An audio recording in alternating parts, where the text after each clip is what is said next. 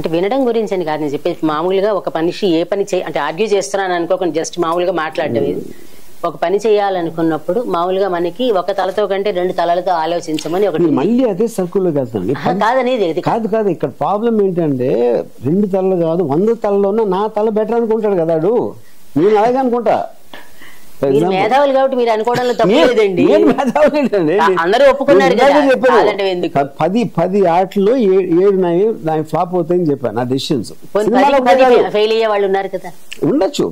అంతకంటే మీరు మేధావి కింద అవుతారు కదా. పాయింట్ మీ ఫ్యూచర్ మీ స్టేక్ లో ఉంది. అంటే మీరు తీసుకునే డెసిషన్ కి లాభం వచ్చినా నష్టం వచ్చినా మీకే వచ్చినప్పుడు ఇంకోళ్ళ సలహా అనేది మీనింగ్లెస్ అంటున్నారు. అక్కడ నేను వినొచ్చు. ఇప్పుడు నేను చాలా మా ఫాదర్ మాట నేను వినకపోవచ్చు, లేకపోతే నా కార్ డ్రైవర్ సలహా కూడా వింటాను ఒకసారి. అంటే గబుక్కునే నేను అనుకోంది ఏదో చెప్తాడు ఒకసారి గబుక్కుని, ఏదో మా మాటలు వింటాయంట, సార్ దాని బదులు ఇలా చేస్తే బాగుంటుందా అంటాడు. అప్పుడు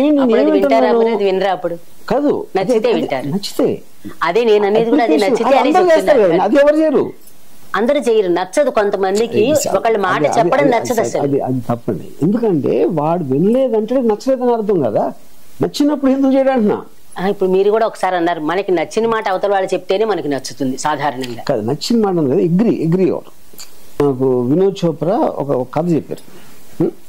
ఆ కథ చెప్పినప్పుడు షికారా అనేది చంపేస్తారు అని చెప్పి, షికారాన్ని ఫెయిల్ చేస్తారు. సరే నేను ఓకే మళ్ళీ కొంచెంసేపు ఎందుకు చంపారు షికారా అన్న. ఏంటి అదేంటి అన్నాడు. నువ్వు చెప్పారు కదా. నేనేమనుకున్నా అంటే షికార్ అంటే హంటర్ అనుకున్నా. కాశ్మీర్లో షికారా అంటే బోట్ అంటది, హౌస్ బోట్ అంటది. అది నాకు తెలీదు. అప్పుడేంటి వినోద్ చోప్రా ఏమన్నాడు, అరే అమ్మ అంటే షికారా అనేది తెలియకుండా ఉండేవాళ్ళు ఉంటారని నాకు తెలీదు. అప్పుడు ఏంటి అది నచ్చకపోవడం కాదు, మీకు ఒక అవగాహన వచ్చింది. అరే ఈ పాయింట్ ఆఫ్ వ్యూ నేను చూడలేదు కదా, ఇది నేను ఆలోచించలేదు కదా అని అనుకుని ఇది నాకన్నా ఇది బెటర్గా ఉంది నేను అనుకున్న దానికన్నా అనుకున్నప్పుడు ఏ మనిషి అయినా ఎవరినైనా వింటాడు. అనుకున్నప్పుడే విండవు. దానికి మేధావితనంతో పని లేదు. దానికి మేధావితనం అనట్లేదండి. మామూలుగా కొంతమందికి మనకి నచ్చిన మాట చెప్తే విందాం, మనకి నచ్చని మాట చెప్తే కాదు అనేది జనరల్ గా పబ్లిక్ టెండెన్సీలో ఉంటుంది. అసలు వాళ్ళకి అంటే మంది వాళ్ళది ఈగోతో వినకపోవచ్చు, అసలు వినకపోవచ్చు కూడా. ఫర్ ఎగ్జాంపుల్ నాకు చాలా నా మాట మీకు నచ్చలేదు కదా, అట్లా నాకు చాలా మంది పెద్ద మెసేజ్లు పెడతారు. నేను ఆ మెసేజ్ చూసినప్పుడు నాకు ఫస్ట్ 3 లైన్స్ తెలిసిపోతుంది అసలు అది ఏ దిశగా వెళ్ళబోతుంది అని. నేను మిగతా చదవను. అప్పుడు ఏమవుతుంది, అప్పుడు నేను విననట్టే అక్కడ పాయింట్.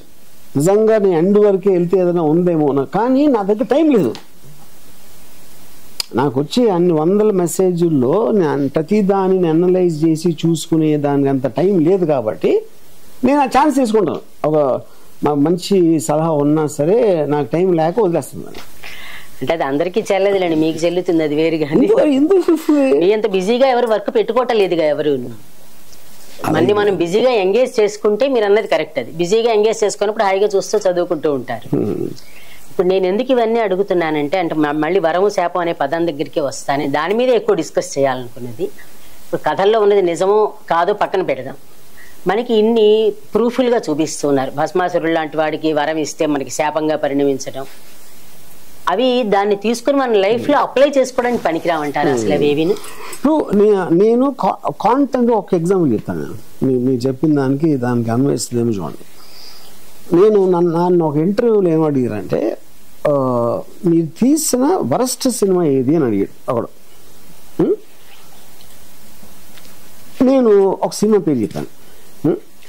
ఎందుకు నేను వరస్ట్ అనుకుంటున్నానంటే, దానికి సంబంధించిన మటీరియల్, ఆ కథా వస్తువుకు సంబంధించిన మటీరియల్ ఏదైతే నా దగ్గర ఉందో దానికి నేను న్యాయం చేయలేకపోయాను, అందుకని అంత బ్యాడ్గా తీసానని నేను అనుకుంటాను. వేరే వాళ్ళు అనుకోవట్లేదు, ఎందుకంటే వాళ్ళకి సోర్స్ మటీరియల్ తెలియదు. అవునండి. అప్పుడు ఆ పరిస్థితిలో 100% నేను చెత్త మిస్టేక్ చేశాను అంటే అది నాకు శాపంలాగా తగిలి నేను చేయలేకపోయాను అనుకున్నాను ఒక నిమిషం. తర్వాత ఇంకా నెక్స్ట్ క్వశ్చన్ ఏం అడిగాడంటే, ఎంత మంచి అక్కడ ఎంత చెడులో కూడా ఎంతో కొంత మంచి ఉంటుంది అంటారు కదా, అలాగా ఆ సినిమాలో మళ్ళా నీకు ఏమన్నా మంచి జరిగిందా అన్నాడు. అంటే అది శాపం అనుకుంటే శాపంలోంచి అన్ఎక్స్పెక్టెడ్గా వరం కూడా వచ్చిందా అనేది అక్కడ నాకు కనెక్టింగ్ పాయింట్. నేను కొంచెం ఆలోచించి చెప్పాను, నేను అంతగా ఆలోచించా అతను అడిగే వరకు. ఇవాళ నా బాలీవుడ్లో నా స్టాండింగ్ మొత్తం ఆ సినిమా నుంచి వచ్చిందని చెప్పాను. ఏంటి ఇప్పుడు మీ ఎగ్జాంపుల్ చెప్తాను. అది అంతం సినిమా. అంతం సినిమా సోర్స్ మట్టిని తీయలేకపోయాను అని నా ఫీలింగ్. చాలామంది ఇప్పటికీ అంతం ఫ్యాన్స్ ఉన్నారు. వాళ్ళు ఎందుకు ఉన్నారు? వాళ్ళు నా సోర్స్ మెటీరియల్ తెలియదు కాబట్టి. ఇప్పుడు ఇది శాపం అయింది. వరం ఎలా అయింది? అది అంతం మూలాన ఊర్మిళను కలిసింది. ఊర్మిళని కలిసిన మూలాన రంగీలా తీసింది. ఇది ఒక పాయింట్. అంతం సోర్స్ మెటీరియల్ ఏదైతే చెడగొట్టానో అది అర్థమయ్యి మళ్ళీ నన్ను కొంచెం మార్చుకుని అదే సినిమా మళ్ళీ సత్యలో తీశారు. సేమ్ కథ మళ్ళీ. సో సత్య రంగీలా ఈ రెండు కూడా నా కెరియర్లో one of the land mark films. ఈ రెండు కూడా అంతం నుంచి వచ్చినాయి. అండ్ అంతం శాపం ఈ రెండు వరాలు వచ్చినాయి. సో అప్పుడేంటి దీని ఫైనల్ పాయింట్ ఏంటంటే నేను చెప్పేది, సినిమాకి క్లైమాక్స్ ఉన్నట్టు జీవితంలో క్లైమాక్స్ ఉండదు. మీరు పోయే